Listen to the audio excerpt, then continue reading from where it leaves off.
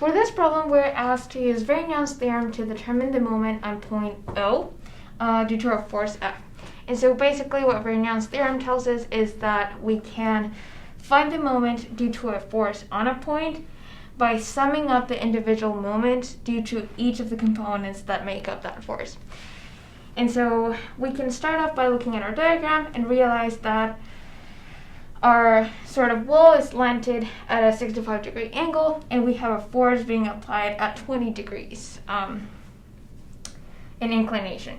And so what we want to do is we want to break up our force into its x component and y components.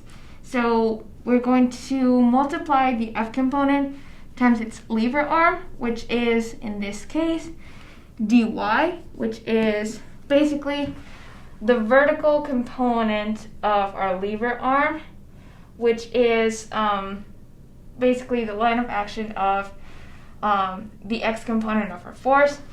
And we want to add up the component of the moment due to the force in the y direction times its lever arm, which is dx. It's in the lever arm in the x direction. So one more thing that we want to do is we want to add signs to the correct signs to our equation. So for that, we know that positive means counterclockwise, and negative moment means clockwise.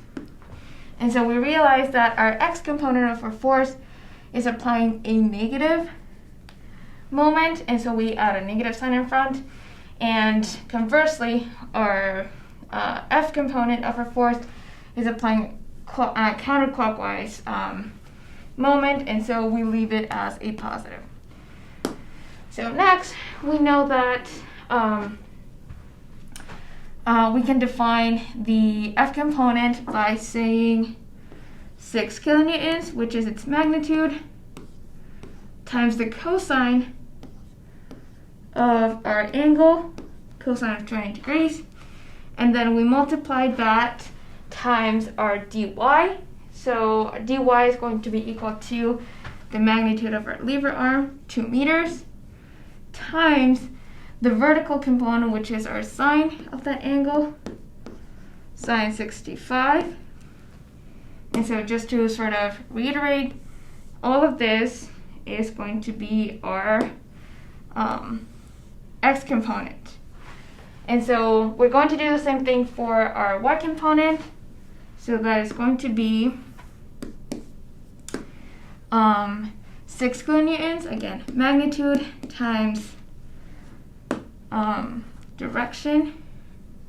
So that is going to be dx, which is cosine of, actually, dy over here. So that is sine of 20 degrees.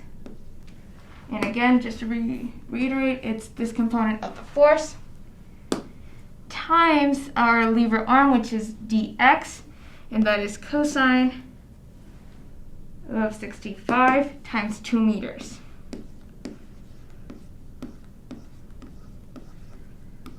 Okay, and so we add up the negative sign in front, we can't forget about that.